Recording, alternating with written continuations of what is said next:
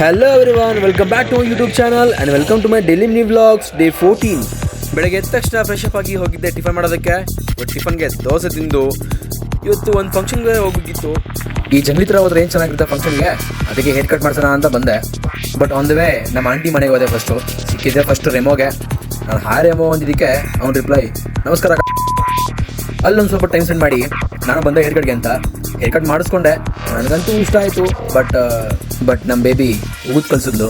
ಹೆಂಗೋ ಬಿಡಿ, ನಮಗಂತೂ ಆಚಿಕೆ ಇಲ್ಲ. ರೂಮಿಗೆ ಬಂದು ಫ್ರೆಶ್ ಅಪ್ ಆಗಿ ಇವತ್ತು ಇನ್ನೊಂದು ಡೈಲಾಗ್ ಬಿಡ್ತೀನಿ, ಕೇಳಿಸ್ಕೊಡಿ. ಫಸ್ಟ್ ಬಂದರೆ ಮಕ್ಕಳು, ಇಲ್ಲ ಅಲ್ಕ ನನ್ನ ಮಕ್ಕಳು ಯಾವಾಗಲೂ ನಂಬರ್ ಒನ್ ಆಗು ಅಂತಿರ್ತೀರ ನೋಡು. ನಂಬರ್ 1 ರಾಜಧಾನಿಗೆ ನಂಬರ್ 1 ರೌಡೆ.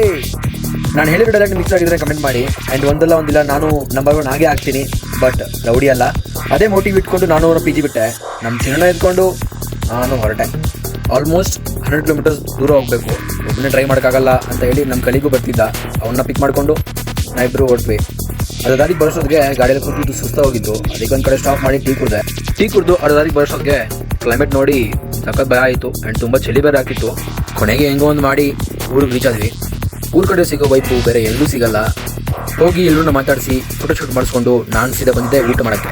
ಇಷ್ಟು ದೂರ ಬಂದಿರೋದಕ್ಕೆ ಒಳ್ಳೆ ಊಟ ಸಿಕ್ತು. ಊಟ ಮಾಡಿ ಸ್ವಲ್ಪ ಟೈಮ್ ಸ್ಪೆಂಡ್ ಮಾಡಿ ಅಲ್ಲಿಂದ ನಾವು ಹೊರಟ್ವಿ.